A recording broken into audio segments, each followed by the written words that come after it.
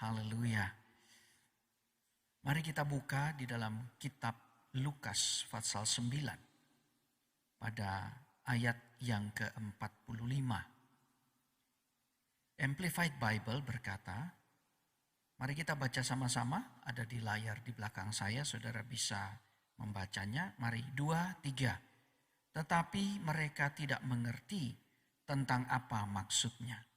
Hal itu tersembunyi bagi mereka, sehingga mereka tidak dapat mengerti. Tetapi mereka takut menanyakannya kepadanya. Saudara, kita masih di dalam seri tentang Open Up My Eyes. Hidup kita sudah pelajari kemarin, kita tidak hanya memiliki mata jasmani, tetapi kita memiliki mata rohani. Seperti mata jasmani kita kalau kita tidak beristirahat, maka kita membiarkan dia terbuka. Supaya kita bisa tahu arah jalan di mana. Kita bisa lihat apa yang harus kita lakukan. Kita tidak menabrak atau kita tidak ditabrak. Tetapi jarang daripada kita memperhatikan mata rohani kita. Mata rohani bisa melihat lebih jauh daripada mata jasmani. Mata jasmani begitu terbatas. Mata rohani kalau dia terbuka, maka kita pelajari dengan baik bahwa banyak hal yang bisa membuat hati kita lebih berbahagia. Pikiran kita lebih tenang. Okay? Kalau mata rohani kita tertutup, kita sangat mudah untuk dikuasai oleh ketakutan. Kita sangat mudah dikuasai oleh kekhawatiran.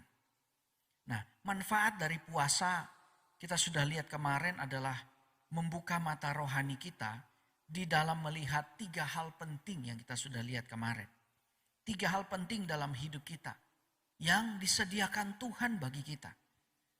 Sudah ada, tapi kita tidak bisa lihat. Kenapa? Karena mata rohani kita tertutup. Mata kita hanya bisa melihat apa yang terjadi.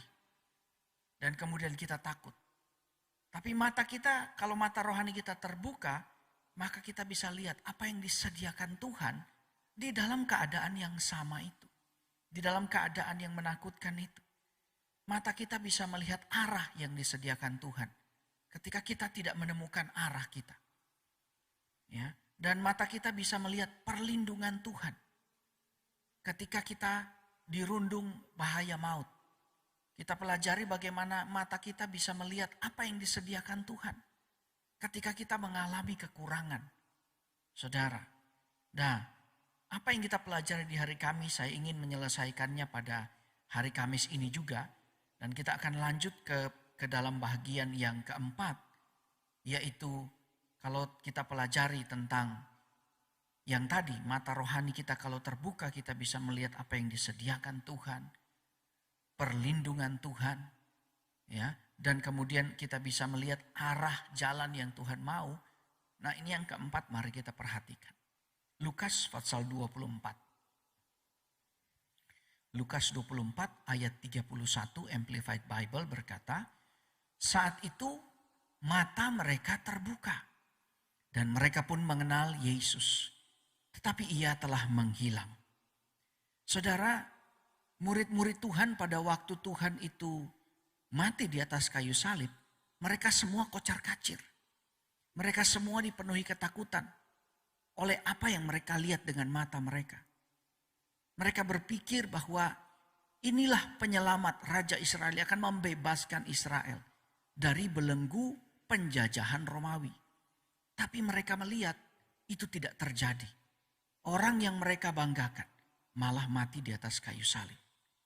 Dan mereka yang begitu bersemangat, begitu berambisi untuk menjadi orang yang menyelamatkan negara yang mereka sayangi, yang mereka cintai, berubah menjadi ketakutan sebab mereka akan menjadi musuh daripada penjajah itu sendiri. Sebab mereka adalah orang-orang yang menjadi pengikut Yesus. Itu sebabnya mereka memutuskan untuk kumpul.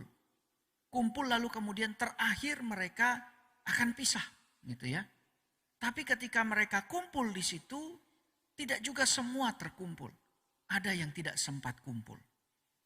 Tetapi kemudian ketika yang tidak sempat kumpul ini dikabari oleh yang sempat kumpul, mereka berkata, kamu nggak datang kumpul. Kenapa? Karena Yesus ternyata sudah bangkit.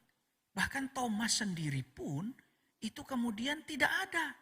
Padahal dia harusnya hadir. Lalu kemudian murid yang mendengar ini kemudian berjalan pergi ke Emmaus.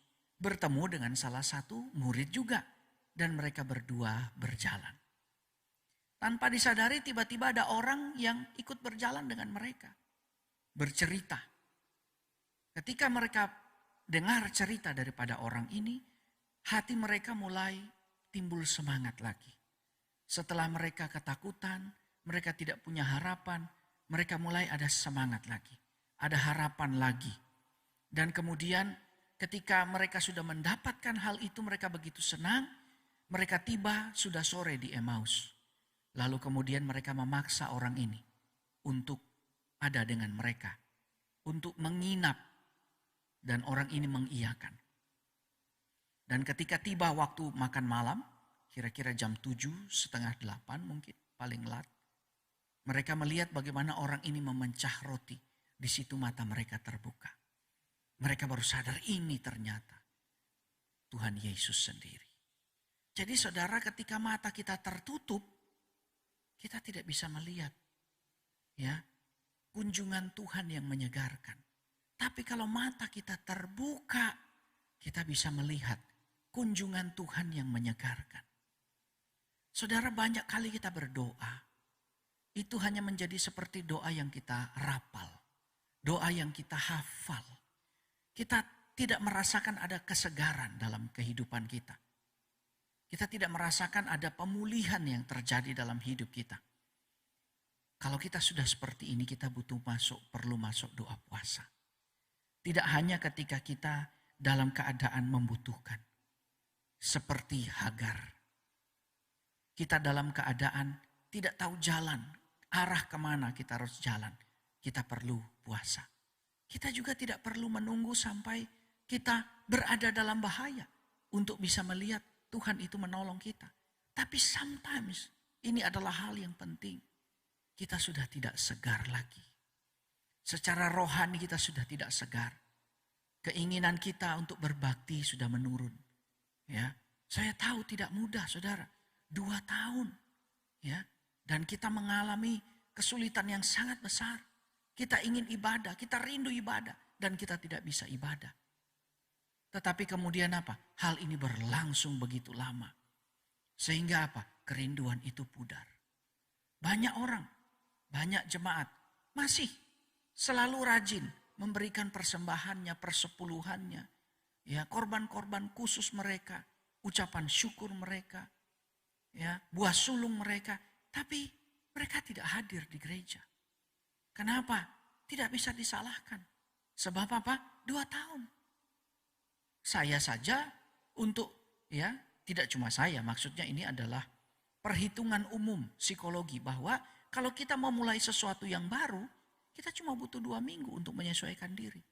Bayangkan saudara, ini 2 tahun gak ibadah. Jadi untuk kemudian memiliki animo kembali itu bukan sesuatu yang mudah. Ya, kita perlu disegarkan kembali. Mengapa? Sebab Tuhan dapat melawat kita itu justru ketika kita tidak sedang sendiri. Tapi kita sedang bersama orang lain. Seperti yang keadaan di Emmaus. Tapi kalaupun mata kita tidak terbuka. Nah, kita perlu khusus. Sebab Tuhan berkata, kalau engkau berdoa, masuklah ke dalam kamarmu, tutuplah pintu. Maka Tuhanmu yang mengetahui sesuatu yang tersembunyi akan melihat kepadamu. Dan dia akan menghampiri engkau. Memang pada waktu murid ke Emmaus, Tuhan sedang menggenapi apa yang dia ucapkan. Sebab mereka berjalan berdua. Tuhan menggenapi. Tuhan katakan apa? Di mana 2-3 orang berhimpun di dalam namaku, aku ada. Ketika itu mereka berhimpun dengan hati yang hancur. Oh aduh kasihan. Tuhan itu baik. Yesus itu baik. Tetapi sayangnya dia mati. Yesus itu baik tapi sayangnya dia. Dan Tuhan menghampiri mereka. Bukankah sering kita ada dalam ibadah pun sama. Kita senang dengan menyanyikan lagu. Kita sedang menyanyikan pujian. Tapi tidak jarang orang tidak ingin memiliki sebuah penyegaran secara pribadi di mana Tuhan sendiri menyentuh dia. Tuhan dapat melakukan hal itu. Dan biasanya itu sulit dalam ibadah raya. Itu bisa di dalam ibadah doa seperti ini. Jadi saya bersyukur saudara. Mari kita beritahu kepada teman-teman yang lain agar supaya ayo kamu bukan cuma ibadah karena kamu Kristen. Dan kamu menikmati sesuatu yang kamu rasakan di kulit saja gitu ya. Ini sama seperti Tuhan itu kalau menyegarkan orang ya. Tidak cuma dia bikin seperti mandi saja sehingga kita merasa kulit kita segar. Tapi seperti kita juga minum air es ketika kita sedang kehausan. Apa itu? Di dalamnya kita terasa segar. Ya. Jadi hal yang keempat, fungsi daripada kita berpuasa. Agar supaya apa? Agar supaya kita memperoleh dan mata kita terbuka. Sehingga kita bisa melihat kunjungan Tuhan yang menyegarkan kehidupan kita. Kunjungan Tuhan yang menyegarkan kehidupan kita. Saudara, minggu ini tidak mudah buat saya. Karena dari hari Minggu, hari Senin, hari Selasa, hari Rabu, hari Kamis, tiap malam ada acara. Tubuh saya juga letih, saudara ya. Tapi saudara, disitulah saya butuh penyegaran. Kita butuh disegarkan. Okay? Ketika kita berpuasa dan berdoa, fokus kita ada pada Tuhan Yesus. Dan tidak kepada yang lain, maka kita dapat melihat kehadiran Tuhan lebih nyata. Kita akan merasakan kunjungan Tuhan yang lebih nyata. Bukankah saudara kita selalu berkata, Tuhan mari kunjungi rumahku. Tuhan mari kunjungi bisnisku. Kita selalu ingin Tuhan, kita berkata Tuhan mari kunjungi rumah tanggaku. Mari kunjungi anak-anakku. Tuhan kunjungi pekerjaanku yang baru. Tuhan lihat kunjungi finansialku Tuhan. Sebab semua aspek hidup kita membutuhkan Tuhan. Kunjungan yang fresh dari Tuhan. Yang mengerti katakan amin. Hagar bisa melihat apa yang Tuhan sediakan. Bileam telah melihat arah jalan yang Tuhan inginkan untuk dia lalui. Gehasi telah melihat perlindungan dari Tuhan yang Tuhan sediakan ketika hidupnya berada di dalam bahaya. Kali ini murid-murid Tuhan menyaksikan sendiri kunjungan Tuhan yang baru di dalam rumah mereka. Saudara, kita perlu kunjungan Tuhan. Sehingga kita tidak melihat kehidupan rumah tangga kita dengan kekhawatiran dan ketakutan. Atau melihat hari depan kita dengan kekhawatiran. Tetapi melihat segala aspek hidup kita dengan iman, dengan harap, dan dengan kasih. Dan untuk hal ini kita perlu selalu dikunjungi dan merasakan kunjungan utama dari Tuhan. Mengapa? Sebab kita semua ini hanya alat daripada Tuhan. Saudara, ada hal yang menarik. Kita tahu sama-sama bahwa seringkali kita melihat ada anjing yang menuntun orang yang buta. Ya, anjing itu menuntun orang yang buta. Orang buta itu tidak bisa melihat. Tapi anjing itu bisa menuntun. Dan anjing itu diberitahu tentang arah kemana orang buta ini mau pergi. Sehingga anjing itu hafal arah. Anjing itu tahu kapan harus berhenti. Dia tahu kapan lampu merah, dia tahu kapan lampu hijau. Walaupun matanya cuma bisa melihat hitam dan putih. Gitu ya. Bagaimana anjing itu bisa tahu arah itu? Itu adalah fungsi daripada tuannya yang melatih dia. Bukan orang buta. Ya.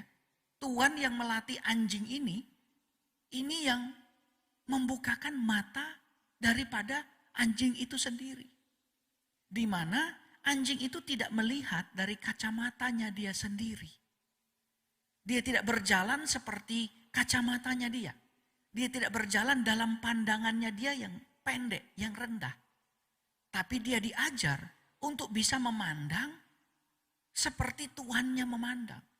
Sehingga ketika dia memiliki seseorang yang buta untuk dituntun, nah dia sudah bisa melihat apa yang harus dan kemana arah yang pergi. Jadi anjing itu diajar pada langkah pertama untuk melihat hidup itu dari kacamata tuannya. Demikian juga kita. Ada sebuah kata proskuneo. Proskuneo dalam Alkitab artinya seperti seekor anjing yang menjilati tangan tuannya. Gitu ya. Seperti seorang hamba yang memohonkan belas kasihan daripada tuannya. Saudara, demikian juga kita. Kita ini adalah terang dunia. Tuhan ingin mengajar kita agar melihat kehidupan itu dari kacamatanya Tuhan. Sehingga kita bisa menuntun orang yang buta ini ke arah yang Tuhan mau. Yang mengerti ini katakan amin. Tanpa hal itu, maka kita tidak bisa menuntun orang lain. Kata tuntunan itu bukan hanya berarti kita membawa orang percaya kepada Tuhan. Tetapi kata tuntunan itu lebih ke arah kepada apa? Bagaimana orang bisa kemudian mengikuti langkah kita yang sebenarnya telah mengikuti Tuhan kita. Sebab mata kita telah dibukakan. Menjadi teladan itu tidak mudah. Tapi saudara, mengikuti Tuhan itu jauh lebih mudah. Mengapa? Sebab mata kita terbuka. Tuhan katakan jangan takut. Ya, mata batin kita terbuka. Kita punya bukti bahwa apa? Kita nggak perlu takut. Di saat yang sama Gehazi melihat bahwa ada pembunuh yang akan segera membunuh kehidupannya. Tapi di saat yang sama dia melihat ada malaikat Tuhan yang melindungi dia. Sehingga Gehazi tidak cuma punya iman tanpa bukti. Sebab mata Gehazi terbuka. Itu sebabnya saudara kita butuh mata batin yang terbuka. Sehingga kita memiliki kepastian. Harapan itu adalah kepastian sebenarnya. Iman itu jangka pendek. Tapi kalau kita punya harapan itu sebuah kepastian. Saudara, saya beri contoh. Ketika saya kemudian mengikuti pola diet yang baru. Dari berat 71, sekarang berat saya 64. Dari berat 71 ke 64, saudara. Hampir 10 kilo saya turun. Saya tidak akan melakukannya jika saya tidak memiliki bukti yang konkret. Ketika saya melihat bukti yang konkret, saya memiliki harapan. Bahwa jika saya mengikutinya dengan baik, maka saya akan memperoleh hasilnya. Ketika saya mengikutinya dengan baik, saya melihat mulai ada terjadi perubahan. Maka saya punya harapan yang lebih besar lagi. Kelemahan kita adalah kita berkata, Tuhan, berikan saya sedikit aja harapan. Sedikit aja bukti. Agar supaya saya punya harapan. Saya mau berkata, kita tidak perlu bukti. Sebab Tuhan telah menyediakan segala sesuatu bagi kita. Tuhan telah melindungi kita. Tuhan telah menunjukkan jalannya kepada kita. Tuhan selalu mengunjungi kita. Jadi bukan buktilah yang kita tanyakan. Tetapi apakah kita mau mata batin kita dibukakan. Sehingga kita dapat melihat bukti itu. Tanpa perlu diberitahu oleh pendeta, tanpa perlu diberitahu oleh anggota sel, tanpa perlu diberitahu oleh orang lain, kita memiliki kepastian itu di dalam hati kita. Dan itu tidak akan bisa goyah. Kita akan kuat untuk berjalan, terus berjalan. Dan setiap kali kita memperoleh sebuah perubahan kecil, harapan, iman, harap kasih kita akan semakin besar. Mari saudara, ini adalah sebuah keuntungan besar dari kita. Agar supaya mata batin kita terbuka. Malam ini saya tidak tahu apakah saudara merasa hidup saudara sedang hampa. Maukah saudara berkata kepada Tuhan, Tuhan bukakan mataku. Supaya aku bisa melihat apa yang Tuhan sediakan bagi aku. Sehingga hidupku itu tidak kosong, tapi penuh terisi. Atau kita hanya sering mendengar tentang Tuhan dari khotbah gitu ya. Kita tidak pernah melihat Tuhan memberikan kepada kita petunjuk. Arah mana yang harus kita lewati. Maukah kita berkata, Tuhan bukakan mataku agar aku bisa melihat. Celikkan mataku. Ya, rabuni agar aku dapat melihat. Supaya aku bisa melalui jalan yang Engkau mau. Ataukah kita sedang mengalami ketakutan di dalam kehidupan kita. Tidak ada kepastian. Kita terus ragu, kita risau. Kita terus goyah dalam hidup kita. Saudara, mari. Tidak ada hal yang lebih indah. Selain kita tahu cara kita untuk berdoa. Berdoalah agar supaya kita rabuni. Mata kita terbuka. Amin firman Tuhan. Perhatikanlah bunga bakung di ladang. Tuhan hiasi tanpa bekerja. Apalagi kita orang percaya. Tuhan beri makan, Tuhan sediakan. Perhatikan burung-burung di udara. Tuhan beri makan tanpa bekerja. Apalagi kita kesayangannya. Tuhan pelihara,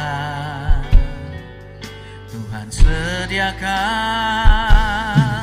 Saat kau perlu Tuhan tahu, saat kau minta Tuhan dengar, saat percaya Tuhan bekerja.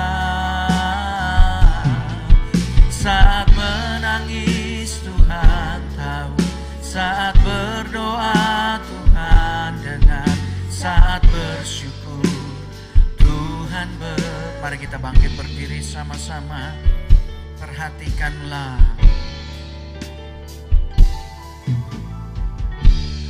Perhatikanlah bunga bakung di ladang. Tuhan hiasi tanpa bekerja. Apalagi kita orang percaya. Tuhan pelihara, Tuhan cukupkan. Perhatikan burung-burung di udara. Tuhan beri makan tanpa bekerja. Apalagi kita kesayangannya. Tuhan pelihara, Tuhan sediakan. Oh, saat kau perlu Tuhan tahu, saat kau minta Tuhan dengar, saat percaya Tuhan bekerja. Saat menangis Tuhan tahu, saat berdoa Tuhan dengar, saat bersyukur Tuhan sekali lagi katakan. Saat kau perlu, mari kita angkat tangan sama-sama. Saat kau minta Tuhan, haleluya. Saat percaya Tuhan bekerja. Saat menangis Tuhan tahu, saat berdoa Tuhan dengar, saat bersyukur Tuhan berkati. Saat bersyukur Tuhan berkati. Saat bersyukur